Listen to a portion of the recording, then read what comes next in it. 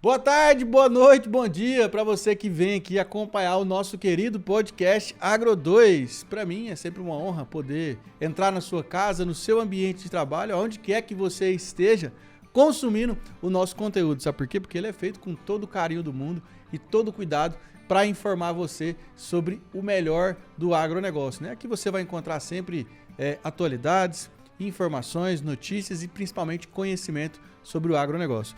Então fica com a gente aqui hoje nesse episódio, porque a gente vai falar de um assunto inédito aqui nessa bancada. Então, somos apaixonados pelo que fazemos, pelo agronegócio, e eu tenho certeza que você também. Então fica com a gente até o final, que o episódio está fantástico. Então roda a vinheta. Bom dia, boa tarde e boa noite. Então, de novo, né? Já tinha falado no começo, mas falei de novo porque é para não perder o costume, né? Já fico CD na cabeça aqui. Quem vos fala sou eu, Pedro Maia, apresentador e engenheiro agrônomo, responsável por trazer a comunicação e fazer as entrevistas e entreter você aqui com conhecimento sobre o agronegócio. Mas o assunto de hoje que nós vamos falar aqui, já trouxemos vamos trazer até um spoiler para você, que é plantar água.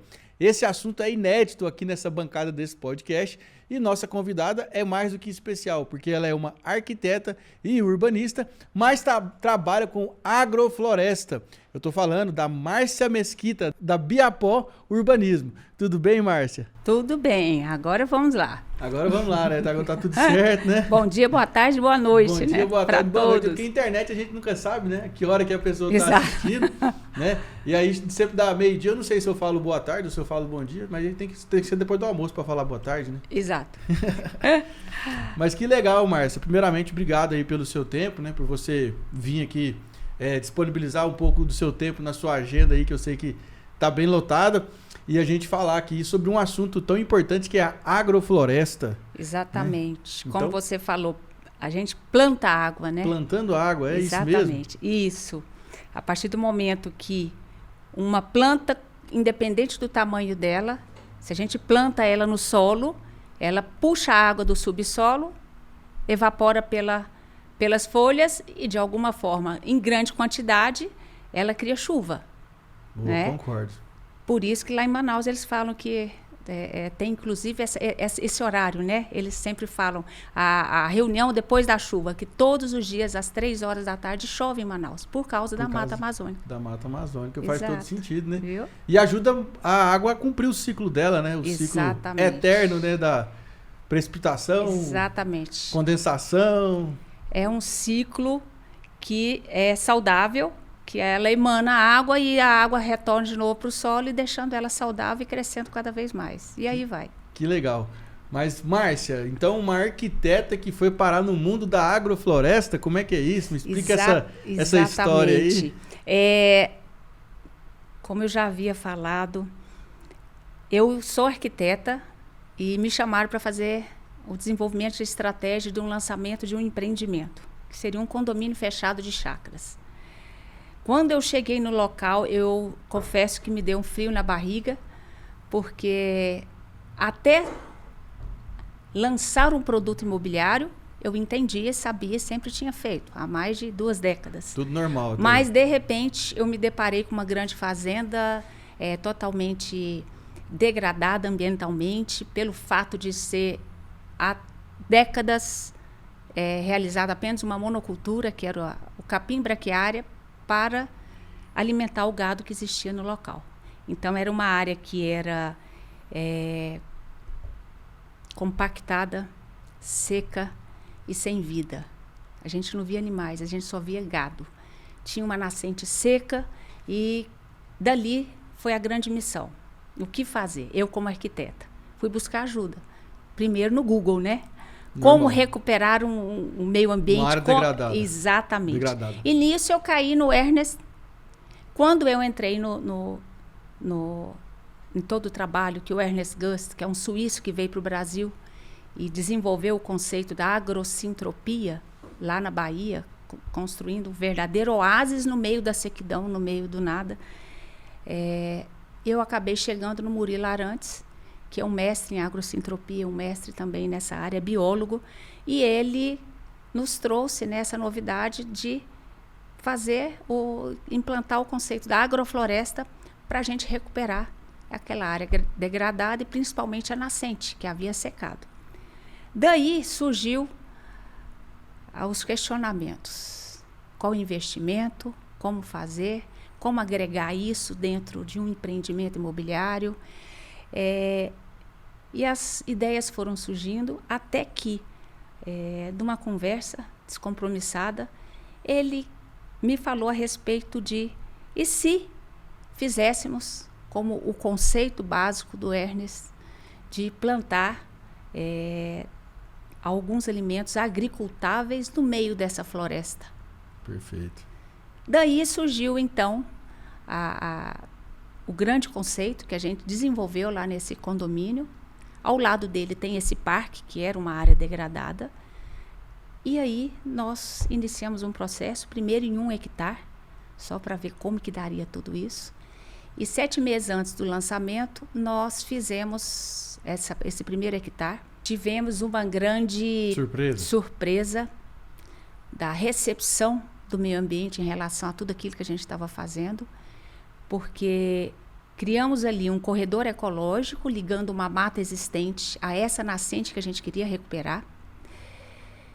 E dali surgiu em torno de 1 tonelada mês de alimentos. 1 tonelada mês de alimentos? Isso. E quando você fala de agrofloresta, só para a gente conceituar para o pessoal que está ouvindo ou que está assistindo a gente, é um conceito de floresta junto com a agricultura, que tem fins de exploração econômica também, como uma lavoura normalmente, ou não?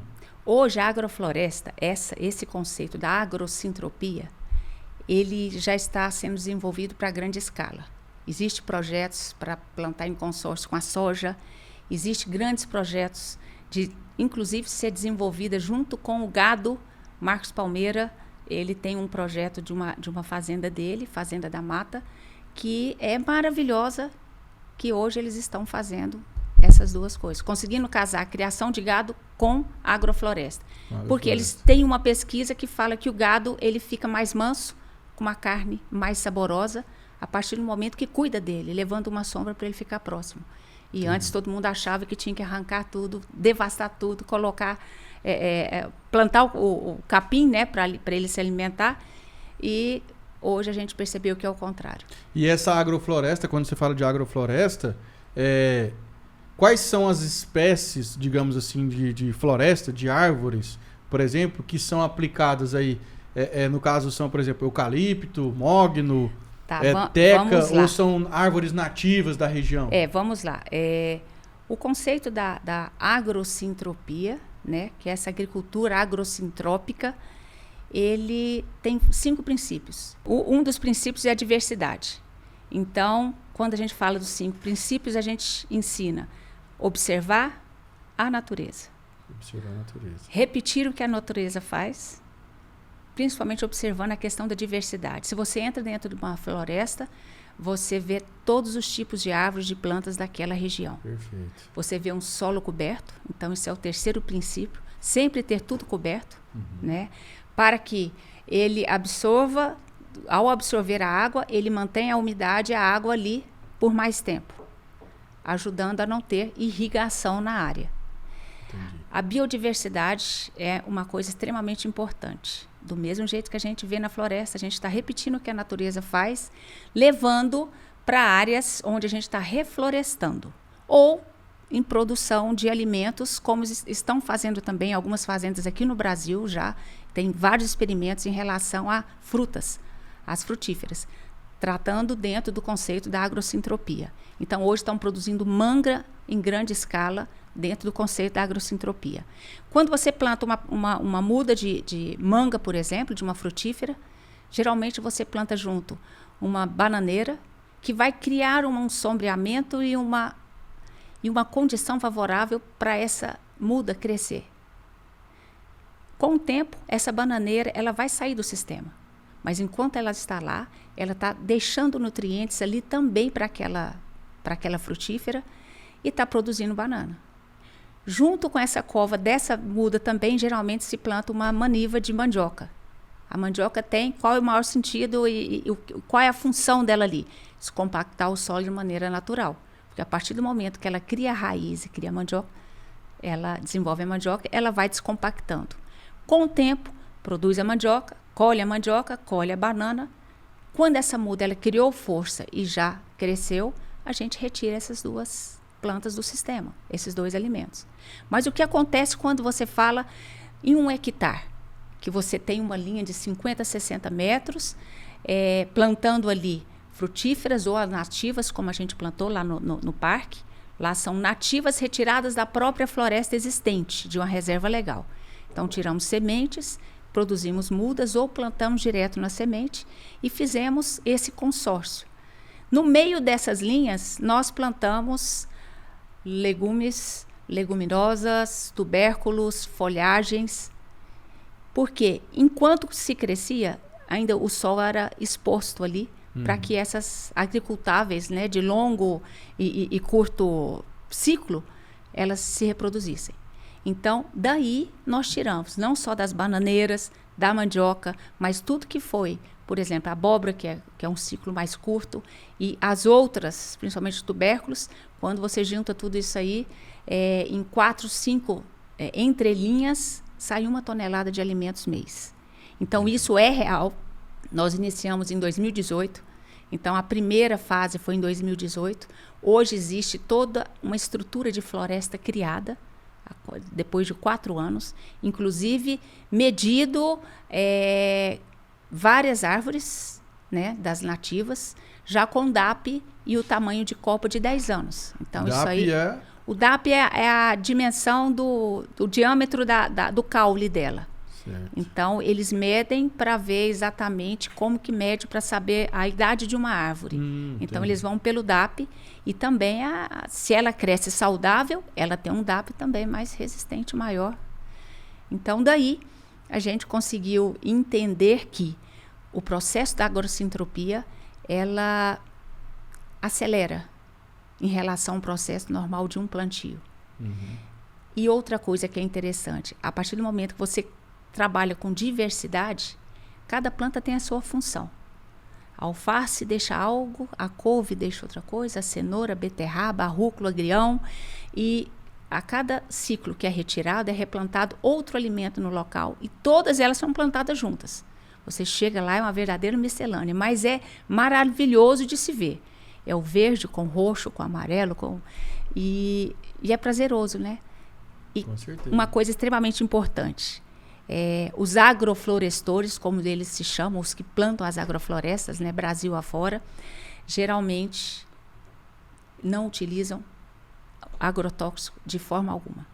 Entendi. Lá, por exemplo, nessa área que nós já estamos na 3ª etapa, inclusive nós investimos numa certificação internacional da OIA para ver se realmente a gente estava conseguindo produzir tudo e mostrar para as pessoas que iam ali para conhecer a agrofloresta, as pessoas que se alimentam de tudo aquilo que a gente tira da terra, para demonstrar para eles que realmente a gente não utiliza nada de fertilizantes ou agrotóxicos. Entendi. Então, a gente conseguiu, com esse primeiro corredor ecológico, recuperar uma nascente. Essa nascente produziu água que hoje a gente consegue fazer uma microirrigação, né, microgotejamento ou aquele microaspersor, no início que seja fora do período de chuva. Então, se a gente planta linhas diferentes em épocas de seca, a gente hoje consegue, da água produzida, molhar essas plantas e fazer com que elas cresçam. Entendi.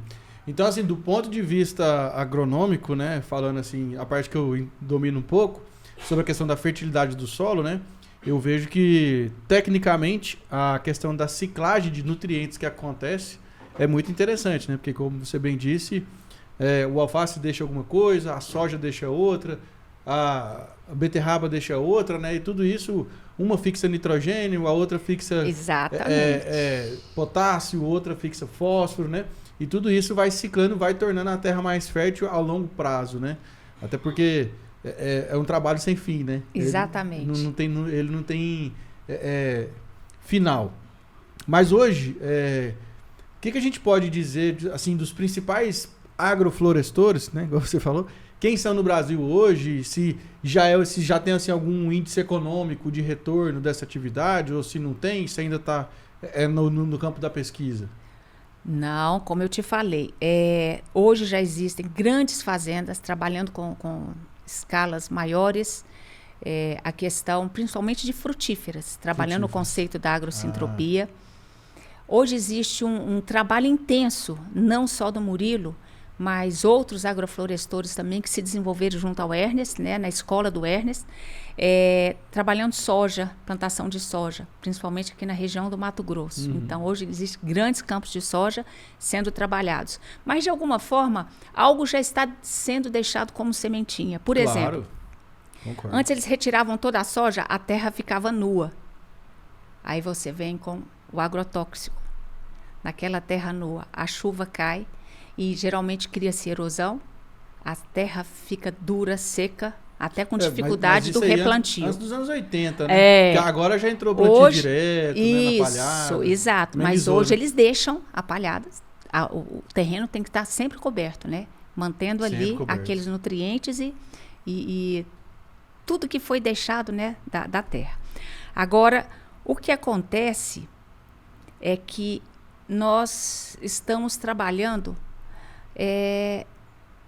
de uma maneira mais profunda, trabalhando principalmente as ODS da ONU, onde se fala da erradicação da fome, da pobreza, as mudanças climáticas. Tudo isso a gente pensa quando a gente faz uma agrofloresta, independente do tamanho dela.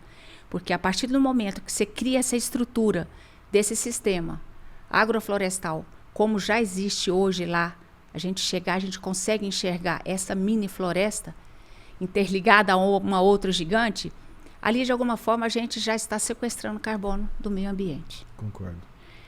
Quando a gente entra com uma pequena área como essa, que hoje está na terceira etapa, a gente está mudando todo um cenário da região, desenvolvendo empregos, pessoas ali que trabalhavam no campo, mas não tinham de forma alguma até uma carteira assinada ou qualquer formalização. Eles passaram a aprender sobre a agrocintropia e estão trabalhando no campo. Outra questão que a gente muda também ao nosso redor, a erradicação da fome. Por quê? Os moradores colhem todos os dias, mas 1 tonelada, para hoje 200 moradores, é muito. Não consegue consumir. E como a gente aproveita todas essas entrelinhas, enquanto está se crescendo e produzindo essa floresta, a população carente da região, a gente faz essa distribuição todas as segundas. Então, o pessoal atende os moradores e visitantes de terça a domingo, e todas as segundas ele monta as sacolinhas para todos os trabalhadores do condomínio, do parque, pessoal de segurança e pessoas que vão lá visitar, mas principalmente as caixas que saem lá são para os CRAS, os CIMEIs. Ontem a gente ajudou também uma área, se não me engano, eles têm um asilo e cuidam também de um orfanato, Padre Marcos lá do Itatiaia. Sei demais. Ontem a gente levou para lá e é uma alegria, uma satisfação, não só nossa, mas principalmente deles, né?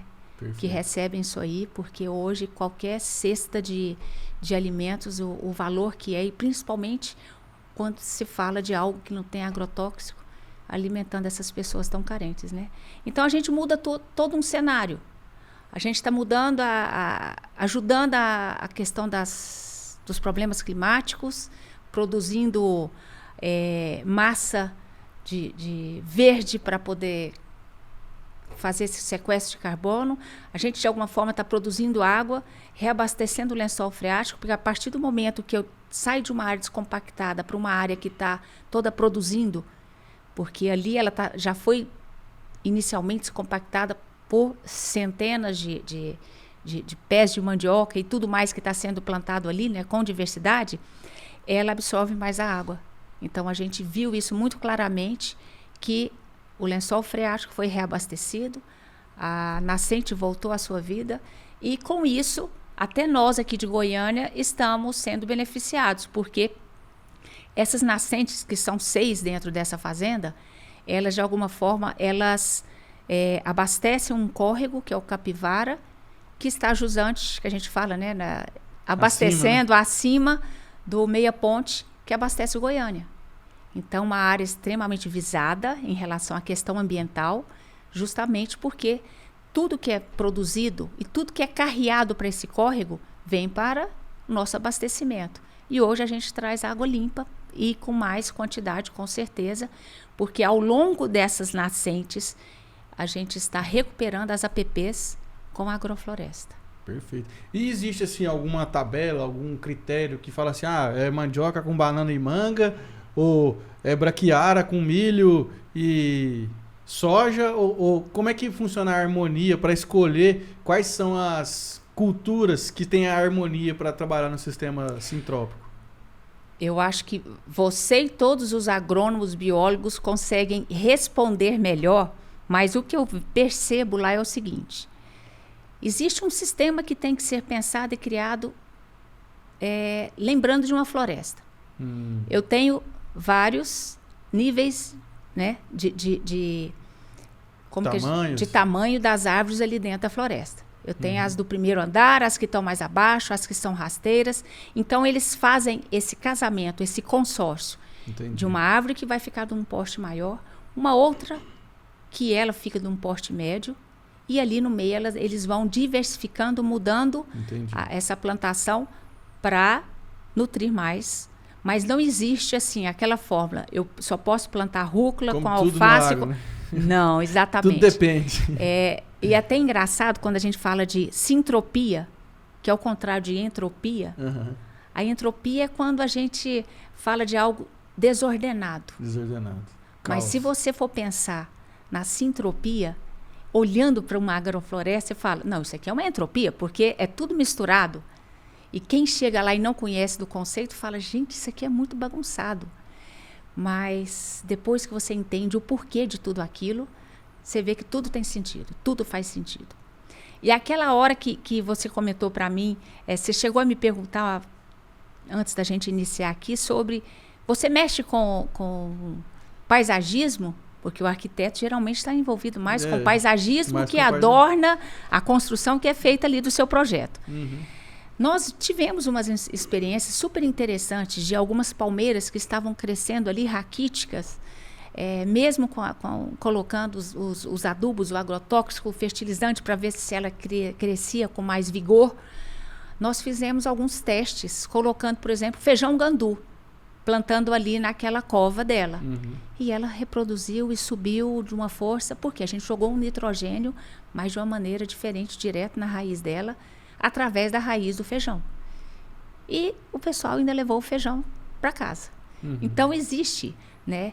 Eu falo que o Ernest entrou aqui na década de 90, de 80, na década de 80. É muito recente, né? É muito recente. Então, a cada dia é um experimento. Certo. A cada dia eles veem que essa diversidade, que eles já têm como certo, ela só contribui para que tudo cresça mais forte, mais resistente e principalmente mais nutrido e com mais força. A floresta desenvolve mais rápido. Então, a gente tem uma floresta lá, uma estrutura de floresta de 4 anos, que cientificamente, pelas medições dele, já tem as copas de 10 anos. E geralmente, quando a gente faz os relatórios para sequestro de carbono, são árvores que ela tem que ter estrutura de folhas. A estrutura não só de folhas, mas ela também faz essa captação através das raízes, né? Então, ela capta, a raiz transforma e absorve um ar poluído que a gente não pode. Mas ela consegue fazer essa captação, né? Essa filtragem. Ela tem que ter estrutura. E lá a gente hoje tem estrutura que, se fosse medir, a gente já podia, e já está acontecendo, né, o sequestro de carbono ali naquela pequena região de experimento. Bacana. Hoje a gente está na terceira, porque a partir do momento que ela vai crescendo e criando a copa, né, existe um manejo de uma poda para que esse sistema fica ali intercalado entre a mais alta, a mais baixa, a que está intermediária ali, até chegar um momento que eles cada uma chegou na sua altura dentro do sistema, eles param de podar e Só daí para manutenção. frente ela cresce a copa, criando sombra lá embaixo. E aí a gente tem que mudar essa horta agroflorestal para outro lugar, né? Essas agricultáveis de curto, médio e longo prazo, ciclo, né? Para um local que tenha mais insolação. Entendi. E aí a gente vai passando. Por isso que hoje a gente está na terceira faixa de agrofloresta, descendo ao longo dessas APPs. Então a ideia é que depois que você equilibra o sistema, que ele rode sozinho, digamos assim. Exatamente. A Aí primeira você não- já está rodando sozinha. Aí Hoje, pegando o conceito de sintropia, não precisa mais adubar, não precisa mais nada. É? não. O que A natureza acontece, vai tomando conta. o que acontece é que a gente tem que ficar sempre de olho, seguindo o que a floresta e a natureza nos mostra, deixando a área sempre coberta. Ah, perfeito. Se você entrar dentro de uma mata, Uma você vai ver que você não ali, consegue ver o chão. um pedacinho de terra. Ela mesmo, ela vai fazendo tudo isso de uma maneira muito natural.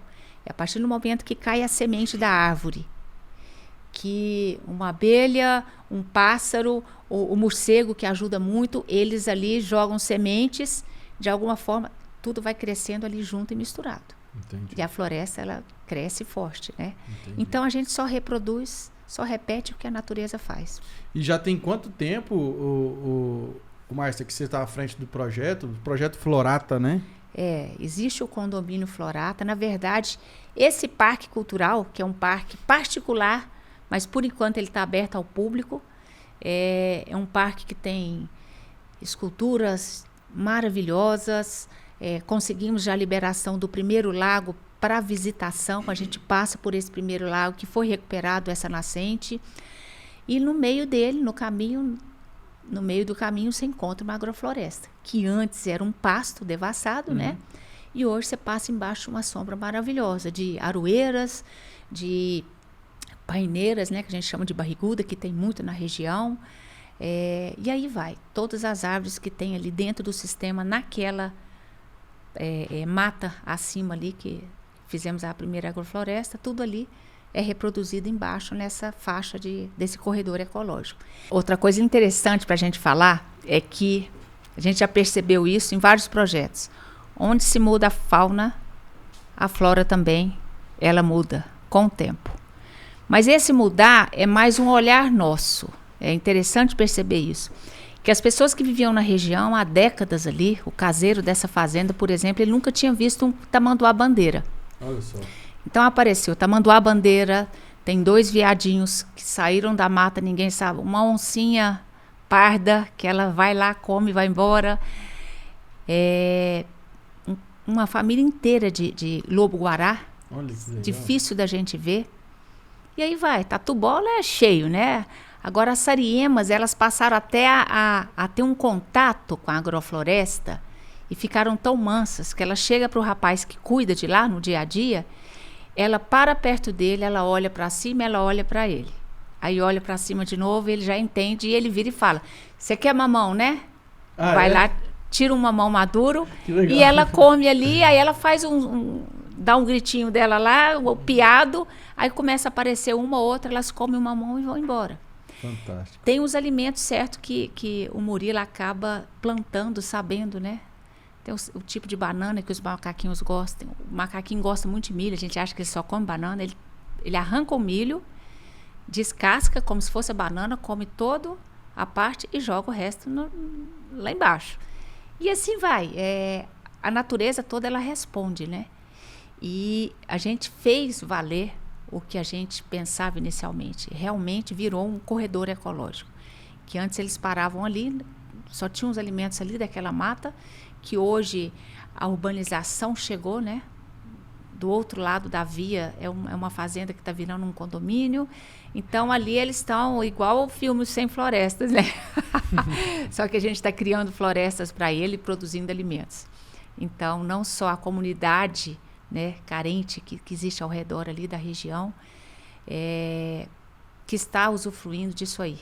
Mas a natureza está respondendo com muita água e os animais com muitos alimentos, além dos moradores ali nas proximidades. Perfeito. Márcia, quem quiser conhecer mais sobre o projeto, Quem quiser aprender mais aí sobre a sintropia, a agrofloresta, conhecer o projeto Florata, como é que faz? 2 maneiras. Toda terça-feira, inclusive, o Murilo, que é o gestor que está lá para fazer todo o manejo, ele está lá. Então, quem quiser conhecer e conhecer mais do conceito e da técnica, todas as terças ele está lá. Aqui em Goiânia, né? Em Santo Antônio.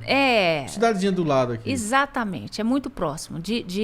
Do centro da cidade até o condomínio Florata, nós estamos falando de meia hora de carro. E isso falando da Praça Cívica. Então, ele está a 27 quilômetros da Praça Cívica, 18 quilômetros ali do Passeio das Águas, muito próximo. Dentro de Goiânia. Você vai... É um bairro. Exato. Então, hoje que a gente imaginou, e inclusive por pesquisa falava que 30% seria a primeira moradia e 70% segunda, isso reverteu. Antes mesmo da pandemia, as pessoas se apaixonaram e se encantaram com esse contato com a natureza. Então, hoje, nós temos lá esse condomínio e tem esse parque que está aberto para visitação de segunda a segunda. Então, ali você pode contemplar a natureza, você pode ver a recuperação, como que acontece toda essa recuperação do meio ambiente, né? De uma maneira fantástica, visível para qualquer um. Ver ali no passeio as esculturas, uma natureza contemplativa, um paisagismo maravilhoso que foi feito ali nos arredores e tomar um café conosco. A gente está ali no parque sempre. Maravilha. E tem rede social, Instagram, que o pessoal pode acessar também pela internet? Tem o Condomínio Florata, você pode... Florata normal, escreve normal. Isso, Florata normal. O Parque Cultural Florata também tem o site deles, o Instagram, que vocês podem estar vendo, inclusive os eventos que tem por ali. Maravilha. Márcia, mais uma vez, obrigado aí. Eu quem agradeço. Graças a Deus conseguimos terminar pelo menos o podcast. Tivemos problema de energia aqui várias vezes. E sempre que precisarem, né, estou à disposição. Eu acho que isso é o futuro. Eu falo que meio ambiente é um caminho sem volta. Com a certeza. Recuperação dele. Porque senão daqui uns dias a gente estava falando sobre energia. Se a gente não produzir água e não cuidar da nossa água, a gente não tem as hidrelétricas funcionando, não é? Perfeito. E estaremos sem energia e temos que arranjar uma maneira diferente. Com certeza. Estamos tentando aí, o mundo inteiro, trabalhar com a energia limpa, né? Através de placas fotovoltaicas, mas renováveis, isso né? ainda estamos engatinhando. Bom, parabéns pelo seu trabalho. Obrigado você que acompanhou aqui o nosso episódio, tá? Você assistiu até agora, já valeu o seu like, né? Já valeu a sua inscrição no canal também. Então aqui debaixo, ó, da tela tem um botão vermelho. Inscreva-se. Inscreva-se aí, dá essa moral pra gente aí, que aí o YouTube paga nós, né? Tá tudo certo, mas você pode pagar a gente inscrevendo no canal aí, tá bom? Então paga quem você deve. Fechou? Comenta, compartilha e esparrama, porque coisa boa, ó, tem que esparramar no mundo. Eu sou Pedro Maia e esse foi mais um episódio do nosso querido podcast Agro 2. Um abraço.